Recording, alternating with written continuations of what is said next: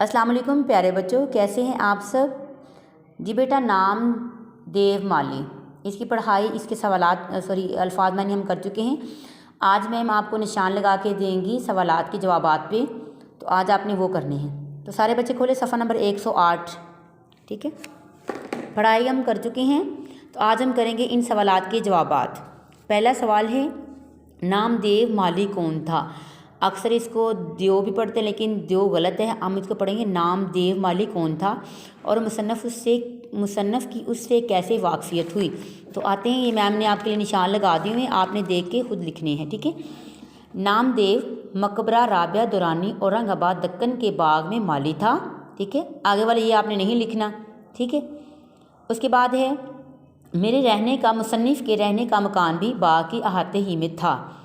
मुसन्निफ़ ने अपने बंगले के सामने चमन बनाने का काम भी नामदेव के सुपुर्द किया। बस यहाँ तक है। ठीक है, उसके बाद है दूसरा सवाल, मुसन्निफ़ ने बेमज़ा काम को बेकार क्यों कहा है। ठीक है, दूसरा सवाल है, काम उसी वक़्त होता है जब उसमें लज्जत आने लगे, बेमज़ा काम बेकार है। ठीक है, आगे तीसरा सवाल है, मुसन्निफ़ को नामदेव माली से दिलचस्पी क्यों होने लगी। ठीक है, तो इसका जवाब ये है,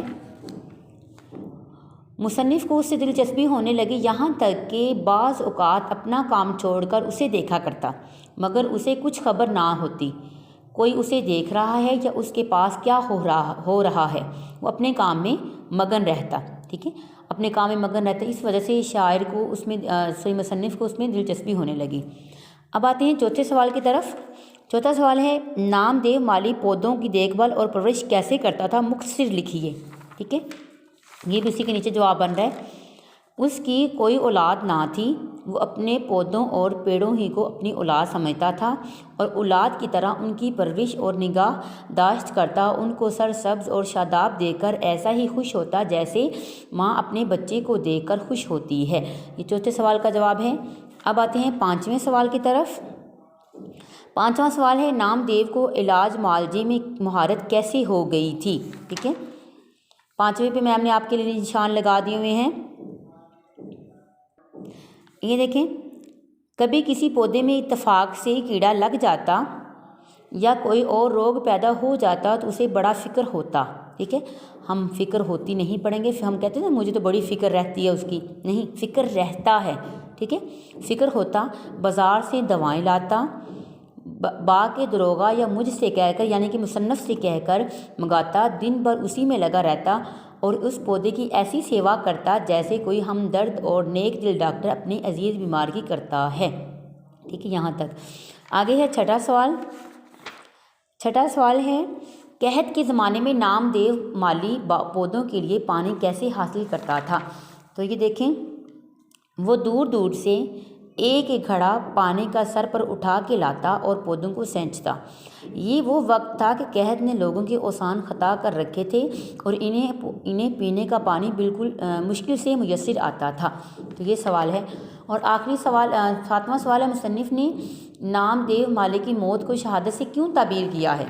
देखें, शहद की मक्खियों की यूरश हुई, सब माली भाग भाग कर छुप गए, नामदेव को खबर भी ना हुई कि क्या हो रहा है। वो अपने काम में लगा रहा, उसे क्या मालूम था कि गज़ा उसके सर पर खेल रही है। मक्खियों का गज़बनाक झिलड़ कहती हैं कि जैसे परिंदों का घोल होता है। ठीक है, तो भेड़ों का गला होता है। ठीक है, तो ऐसे जैसे फौज होती है, तो ऐसे ही यानी कि जो जहाँ पे इकट्ठे होते हैं ना, काफ़ी सारी मक्खियाँ इकट्ठी होती है, तो वो झिल्लड़ बोलते हैं उसको। ठीक है, इस गरीब पर टूट पड़ा, इतना काटा कि बेदम हो गया, आखिर इसी में जान दे दी।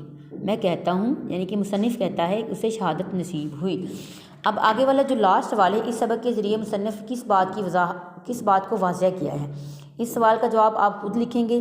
ठीक है, और जो मैम आपको खुद से काम दे दें, कोशिश किया करें कि आप उसको मुकम्मल किया करें। ठीक है बेटा, तो ये है आज का हमारा काम। नीचे मैम ने डायरी भी लिखी थी, उर्दू जमात का काम याद करें। कल मैम आपको जुमले करवाएंगी और साथ में मुतरादिफ मुरक्किबात करवाएंगी। ठीक है बेटा, अपना ख्याल रखें। अल्लाह हाफिज़।